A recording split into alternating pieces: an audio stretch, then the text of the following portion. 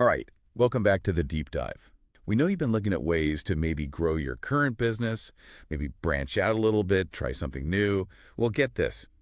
Today we're going deep on a path you might not have considered. Yeah, this is about franchising, but we're taking it up a notch. Multi-unit and multi-brand franchising, to be exact. It's like this. Think about owning a franchise.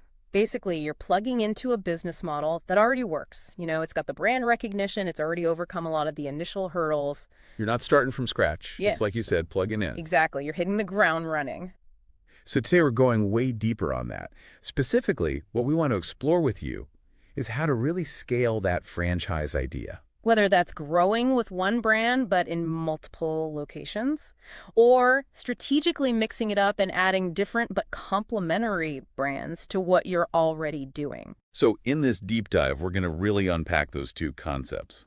Multi-unit, multi-brand. Why are they good? What are the advantages?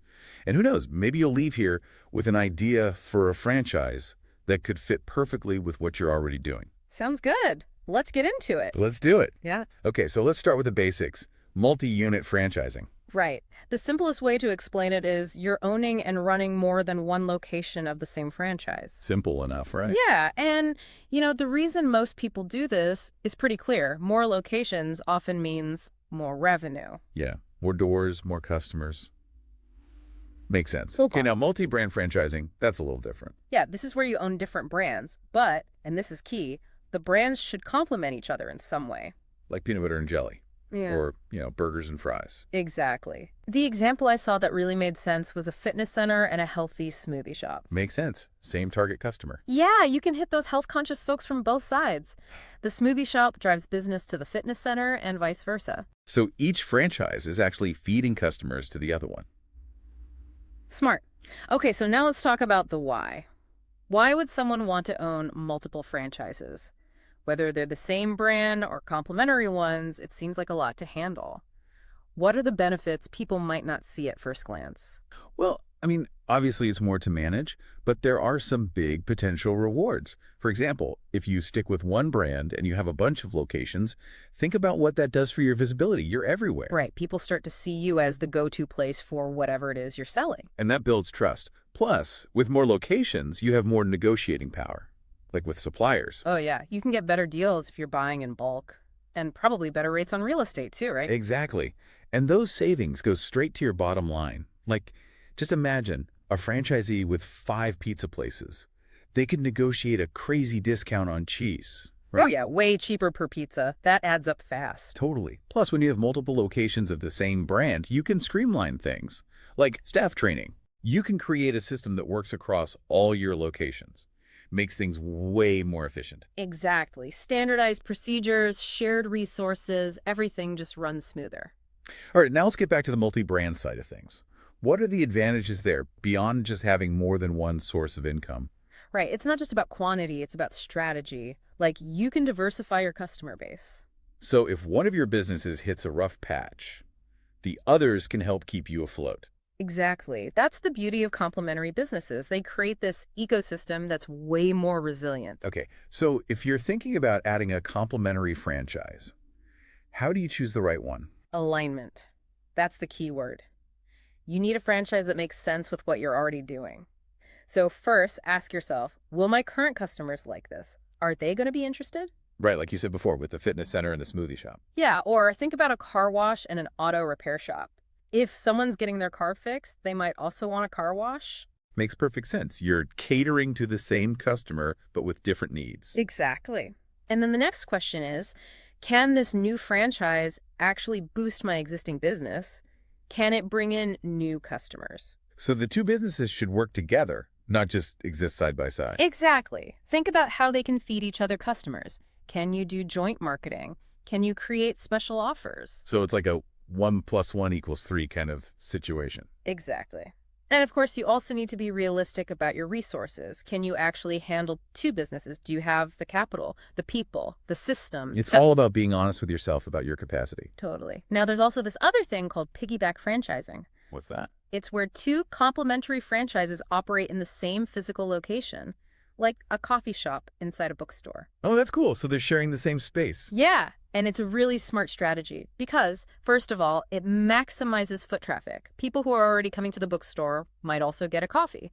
And people who are coming for coffee might end up browsing the books. Exactly. Plus, it's super efficient. You're only paying rent for one location, but you're getting two streams of revenue. It's like a win-win for everyone involved. Mhm. The customers get more options, and the franchisees save money. Exactly. Now let's talk about the actual process of expanding with a franchise. I know Blue Star Franchise laid out some steps. Yeah, they did. What was the first one? The first step is connecting with a franchise broker. What does a franchise broker do? Basically, they help you navigate the whole franchising world. They know all the ins and outs, all the different brands, all the available territories. So they can match you with the right opportunity based on your goals and your budget. Exactly. They can also give you an objective assessment of whether a particular franchise is a good investment. So it's like having an expert guide through the whole process. Exactly. Then, once you've connected with a broker, step 2 is exploring different franchise options. So this is where you start comparing different brands, right? Yeah, you look at things like the initial investment, the level of support you'll get from the franchisor, the market demand for the product or service. It's a lot of information to take in. It is, and that's why step 3 is so important. It's called the entrepreneur assessment. What's that? It's basically a self-evaluation. You need to be honest with yourself about whether you're really ready to own a franchise. It's not just about the business opportunity itself. It's about whether it's the right fit for you personally. Exactly. You need the right mindset, the right skills, the right experience. If you don't, it's probably not going to work out. Right. Now, assuming you pass the entrepreneur assessment with flying colors, the next step is due diligence. What does that involve? It means really digging deep into the franchise disclosure document. I looked at that. It's a big document that outlines all the details of the franchise agreement, like what are the franchisor's obligations, what are the fees you'll be responsible for, how have other franchisees performed financially. It's like a blueprint for the entire business relationship. Exactly. You also need to understand your territory, your contractual obligations, and your financing options. It's a lot of legal and financial stuff. You probably need a lawyer and an accountant to help you with this part. Yeah, definitely. And then once you've done all your due diligence and you're comfortable with everything, you sign the franchise agreement. And that's it. You're officially a franchisee. Yep. And then the final step is launching and scaling your new franchise. So this is where you put all your planning into action. Exactly. You need a strong marketing strategy to get the word out, and you need to be able to operate efficiently so you can start generating revenue. And then once you're up and running, it's all about growing the business. Right. Now, let's talk about how to manage multiple franchise units effectively. Obviously, it's more complex than running just one location. Yeah, you can't be in multiple places at once. Exactly. So one of the most important things is investing in operational efficiency. What does that mean? It means using technology to streamline your operations, like inventory management software, customer relationship management systems, anything that can automate tasks and make your life easier.